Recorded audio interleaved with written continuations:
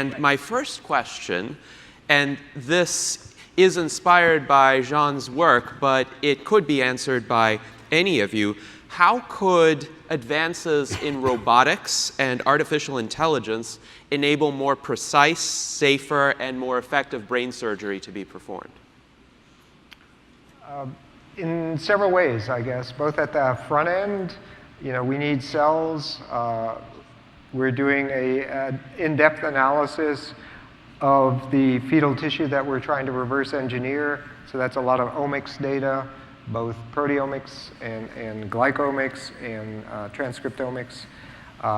So we're kind of slow in doing that. I'm sure that could be accelerated with smarter algorithms, if not AI. Also, the actual manipulation of the cells. So there's, as I mentioned, a lot of different precursor cell types. We do all that by hand right now. If that could be automated with tissue culture robots that can recognize the cells and do the work for us, that would accelerate things. And then also, at the implementation, you alluded to the surgical robots. Presumably, we can make robots that can see microscopically much better than we can, and do finer manipulations that we can to avoid blood vessels as much as possible. That kind of thing, could probably be designed. I don't know. Any other thoughts, Nuno? Yeah, we can add. Is the sound going through? Yes. Yeah, we can add that with future nanotech. What John just said. We might indeed go even at the cellular level, making some repairs at the cellular level, eventually helping neurons connect with what they should be connecting one to another, changing growth cones, or how neurons grow and connect with different parts of the brain. That's more advanced tech, but it's within the radars. Yeah, there's a question with these sorts of things, in my mind, whether these are likely to come before or after you get human-level AGI. Because if you did have a human-level AGI with its ability to have sensors and actuators at the nanoscale, exactly, you would figure it would be able to figure that out better than humans can, where our minds are just not well designed to operate at that scale. But I mean, the relative speed of advance of different technologies has been a hard thing for anyone to estimate.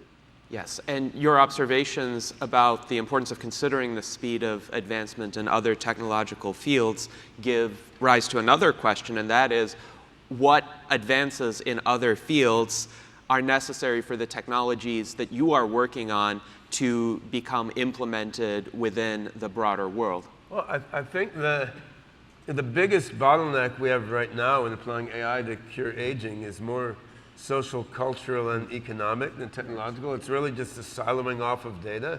Like I've often thought if the anonymous hacker collective hacked into every pharmaceutical company's databases and just opened up all data about every subsystem of the human body, this would be a major contribution to the human species, right? So just the fact that we can't get all data that's ever been collected relevant to human health, pull it together in one giant knowledge graph and stir and apply it to an AI is pretty fucking pathetic, right? Because, I mean, humanity is getting old and dying, and we're not really doing our best because, why? Because people want to sit on the data they've collected so that they can, distribute more money to the private equity firm that owns shares in the VC firm that funded that company or something, right? That's kind of absurd, and that, in a way, may be the largest obstacle, because we don't know what would happen if we could actually take all the world's data and put it into our best machine learning and reasoning algorithms right now. I mean, I would say there's certainly other issues. I mean, I'm among many other projects, I'm working with a company called Simuli on an AGI chip, where we're looking at putting symbolic reasoning and different types of AI beyond deep learning at the hardware level. So I mean, having better AI hardware would help. Certainly, in terms of data, even though data siloing is a problem, we also have an issue that there's been very little time series data about the temporal evolution of different subsystems in the human body at different scales gathered. And without that time series data, you can't really learn dynamical models of what's happening inside the body. Without those dynamical models, you can't make say, a good simulation of the human body that you can use to bypass a bunch of the clinical trials that we're doing, right? So there's been a lack of interest in gathering time series data, which is rooted in a lack of interest in systems biology, which again is quite perplexing, because the ancient Chinese recognized that the body is a holistic dynamical system, yet modern medicine hasn't woken up to that yet, partly because that's harder to monetize according to the ways that the FDA allows you to monetize things. So again, it comes back to sort of social, cultural, and economic factors pervading even into the decision of what type of data to gather. So there's a lot of obstacles there, but what's frustrating is so many of them come down to the stupid ways and counterproductive ways that human society organizes its various sorts of resources rather than to fundamental technological obstacles. So if someone were to develop a sci-hub for medical data, that would help your endeavors. Not that I want to suggest that to anyone. Disclaimer. I would say that Ben is completely right. Scientists around the world create knowledge, publish on the journals, and then they're not open sourced, right? We review, we create the content, and they're not open source. That's one of the reasons why, for example, we published our papers on Frontiers of Neuroscience. It's an open source journal. Everybody can have access to it. So we're all collectively building this amazing content, knowledge that should be available to everyone around the world to create a better world. So I think Ben is really talking about something crucial for our future. Yes, indeed. Thank you. And Jean, any thoughts? Sort of, bridging those, but publishing and sharing results is really important.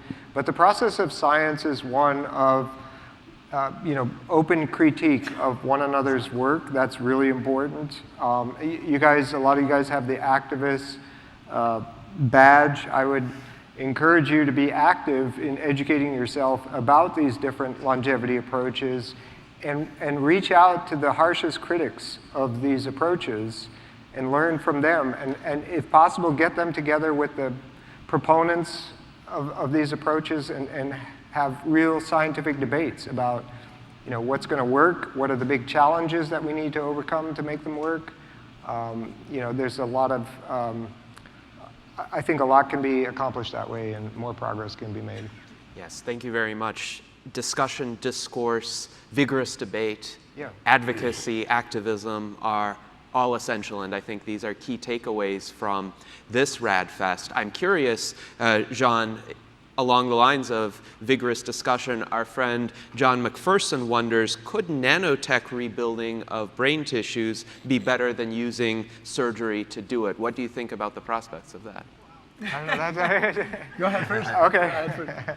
Well, we already, to some extent, know how to build a brain. Like, we don't need to know, because if we use fetal tissue, that does it on its own. So I think we're much closer to implementing that, which is why I favor that now. But in the future... There you go. Thanks. Thank you so much. Love you too. No, it's true. It's complementary. These are the first approach for curing and repairing the brain at that scale. But for example, if you want to create a new memory that you lost that was stored on that specific part, you need the more advanced nanotech. So they're complementary. First, you use the biotech approach, as Goertzel mentions it.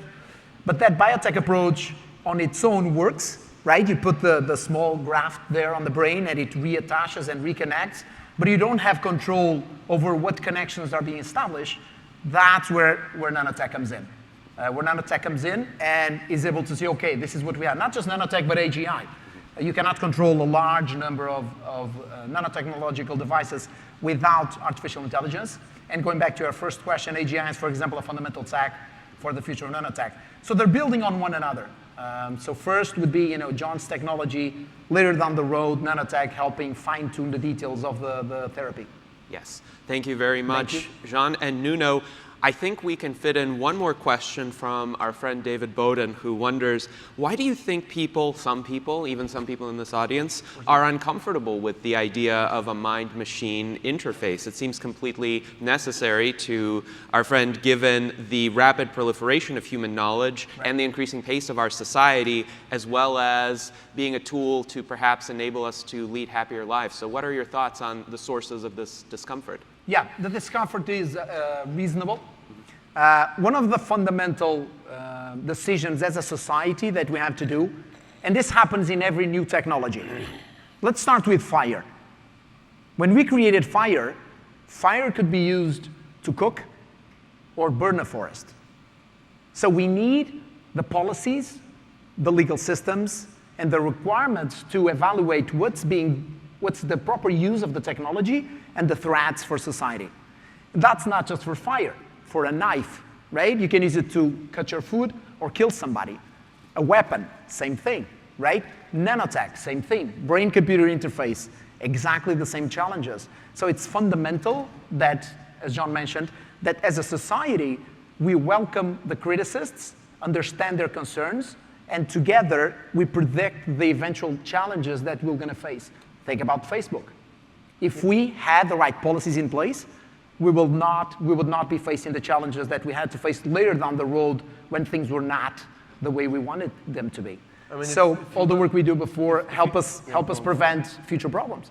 I think it's fundamental.